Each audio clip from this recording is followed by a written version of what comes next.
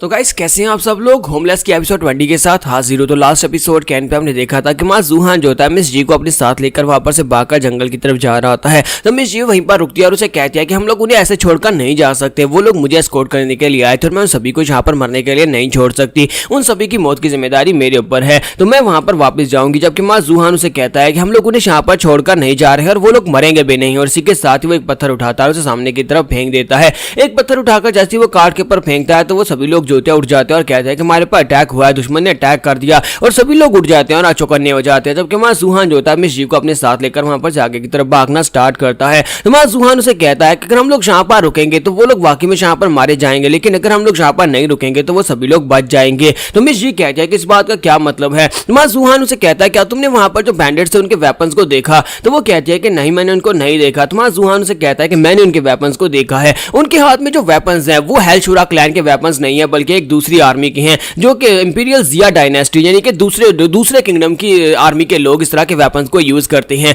वो लोग जानबूझकर यहाँ पर इस तरह के वेपन्स को लेकर आए हैं ताकि सभी को यही लगे कि दूसरे किंगडम के लोगों ने यहाँ पर हमारे पर अटैक किया है। और लेकिन असल में ये हेलशूरा क्लैन के लोग हैं। हेलशूरा क्लैन के अंदर एक रूल है कि हम लोग कभी भी किसी को अपना चेहरा नहीं दिखा सकते, वरना हमें यहाँ पर मरना पड़ता है। जो भी किसी को अपना चेहरा दिखा देगा उसे मरना पड़ता है। लेकिन ये सभी लोग हेलशूरा क्लैन के लोग हैं और अपना चेहरा यहाँ पर सभी के सामने दिखा रहे हैं। इसका मतलब यह है कि ये लोग यहाँ पर अपने आप को हेलशूरा क्लैन नहीं बल्कि जिया आर्मी दिखा रहे हैं, ताकि जिया कंट्री की आर्मी पता चले कि जिया कंट्री की आर्मी ने हमारे पर अटैक किया है। और मुझे लगता है कि बाकी ये सभी लोगों को मारेंगे भी नहीं, उन्हें उनका मकसद यहाँ पर सिर्फ और सिर्फ तुम्हें मारना था। वो अगर उन सभी के सामने तुम्हें मार देते तो उनके पास यहाँ पर इतने सारे गवाह हो जाते कि इन सभी लोगों ने उनको मारते हुए देखा और साथ उन सभी के चेहरे भी देखे और साथ उनके पास जो वेपन थे वो भी देखे हैं। इसी वजह से वो पीछे सबूत छोड़ना चाहते हैं और मुझे लगता है कि वो सभी लोग सेफ हैं, वो हमारे पीछे ही आने वाले हैं। इसलिए हमारे पास यहाँ पर सबसे बेस्ट रूट जो है वो यहाँ से भागने का ही है। और इसी के साथ ही मां जूहान जो होता है पीछे की तरफ देखता है कि वहां पर यंग मास्टर टोंग जो होता है उनके साथ फाइट कर रहा होता है। और इसी के साथ उसे वहां पर एक बंदा दिखाई देता है जिसके माथे के ऊपर एक स्नेक बना होता है, जो कि पर्पल रोब वाला एक बंदा होता है और उसकी जो पावर लेवल होती है वो काफी ज्यादा होती है। तो मां जूहान कहता है कि ये तो पर्पल रोब वाला शूरा मैसेंजर है और पर्पल रोब वाले जो शूरा मैसेंजर होते हैं उसके कल्टीवेशन लेवल जो होते हैं हमसे ज्यादा होते हैं, यानी कि उसका कल्टीवेशन लेवल इस वक्त मुझसे 2 लेवल हायर हो सकता है। लोगों ने इस मिशन के लिए पर्पल रोब वाले मास्टर को भेजा है। इसका मतलब यह है कि हेलशूरा क्लैन के लोग इस बार वाकई में यहाँ पर मिस जी को मारना चाहते हैं और उन लोगों का मिशन यहाँ पर पूरा होकर ही रहेगा क्योंकि पर्पल रोब मास्टर यहाँ पर है। तो मास्टर वहां पर उनकी कार को बर्बाद करने के बाद साइड के ऊपर देखता है। तो जब वो साइड के ऊपर देखता है तो जूहान दिखाई देता है। तो वो कहता है कि वो लोग वहां पर उनका पीछा करो। इसी के साथ ही मां जूहान जो होता है मिस जी का हाथ पकड़ के और भी तेजी से भागना शुरू करता है। तो पर्पल रोब मास्टर कहता है कि हमारा टारगेट यहाँ पर से पहले से भागकर जा चुका है। वो 3 लोगों से कहता है कि जल्दी से जाओ, जाकर उनका पीछा करो, बाकी के सभी लोग यहीं पर रुको और एक फॉर्मेशन बनाओ ताकि हम लोग यहाँ पर रह सके और यहाँ पर थोड़ी देर के बाद इन सभी लोगों को जाने देना। और मेरी इस बात को याद रखना कि लिंगलोंग पवेलियन का कोई एक मेंबर भी यहाँ पर मरना नहीं चाहिए। तो वो लोग कहते हैं जी मास्टर। और इसी के साथ ही पर्पल रोब वाला मास्टर भी जो होता है वो उनका पीछा करना स्टार्ट करता है। जबकि दूसरी तरफ से 3 लोग जो थे वो पहले उसने भेज दिए थे, जो कि मां जूहान और मिस जी के पीछे होते हैं।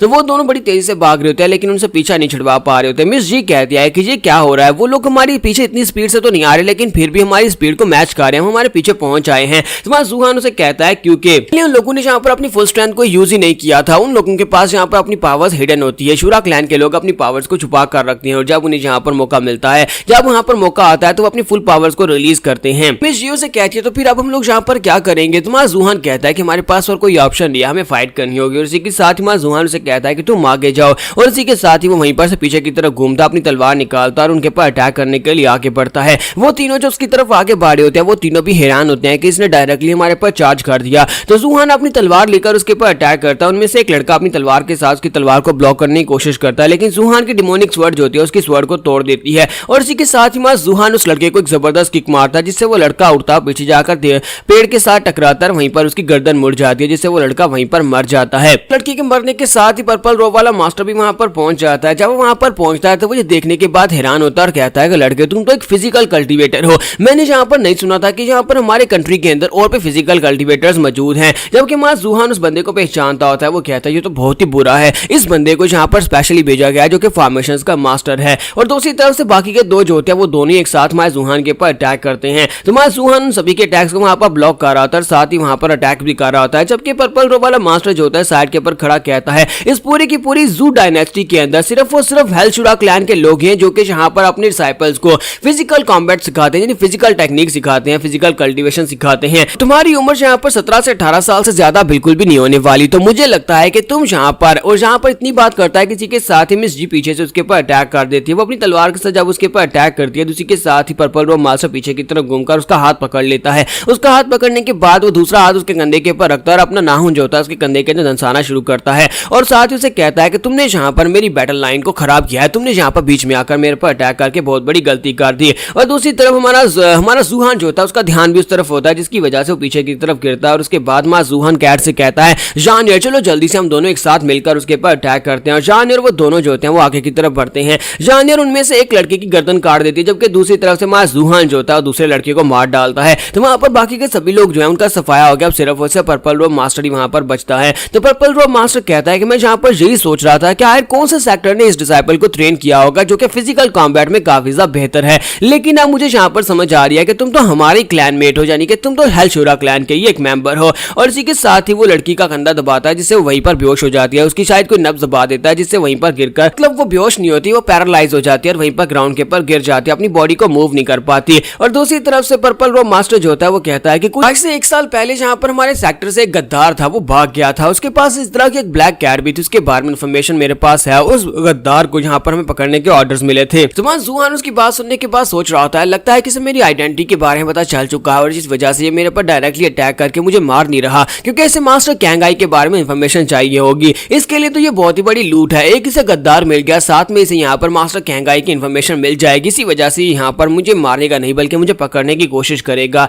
तो मां जूहान कहता है लेकिन मैं भी इतनी आसानी के साथ यहाँ पर तुम्हें अपने आप को पकड़वाने नहीं दूंगा। और इसी के साथ मां जूहान वहां पर अपनी एनर्जी को रिलीज करते हुए शूरा क्लैन की टेक्निक के साथ एक शील्ड बना लेता है। तो इस बात से वो भी काफी हैरान होता है। तो मां जूहान बड़ी तेजी के साथ चार्ज करने के लिए आगे बढ़ता है। वो अपनी स्वॉर्ड लेकर जब अटैक करता है तो पर्पल रोब मास्टर एक ही हाथ के साथ उसके अटैक को ब्लॉक कर लेता है और कहता है लड़के तुम्हारा मोमेंटम काफी ज्यादा अच्छा है लेकिन तुम्हारी स्टीम बिल्कुल भी अच्छी नहीं है। तो मां जूहान कहता है कि ऐसा कैसे हो गया, इसने यहाँ पर मेरे अटैक को कैसे ब्लॉक कर लिया। और इसी के साथ ही वो उसे पंच मारता है। तो मां जूहान अपने बाजू को सामने की तरफ करता है, अपने डीमन किंग वाले बाजू को सामने करता है तो उसे पंच काफी हैवी पड़ता है जिससे उड़ता पीछे जाकर पेड़ के साथ टकराता है। लेकिन दूसरी तरफ दिखाते हैं कि उस पर्पल रोब मास्टर के मुट्ठी के अंदर सभी ब्लड बहना शुरू हो जाता है क्योंकि वो बाजू जो था वो डीमन किंग का बाजू बहुत ज्यादा पावरफुल था। इस बात से वो बहुत ज्यादा हैरान होता है और कहता है कि लगता है कि इसने अपने बाजू के अंदर यहाँ पर कुछ सीक्रेट छुपा रखा है। और इसी के साथ ही मां जूहान जो था वो तलवार लेकर उसके ऊपर अटैक करने के लिए आगे बढ़ता है। तो पर्पल रोब मास्टर से कहता है कि अगर मैं यहाँ पर तुम्हारी इस वियर्ड आर्म से बचकर रहूंगा तो मुझे लगता है कि फिर मैं यहाँ पर बड़ी आसानी से तुम्हें मार सकता हूँ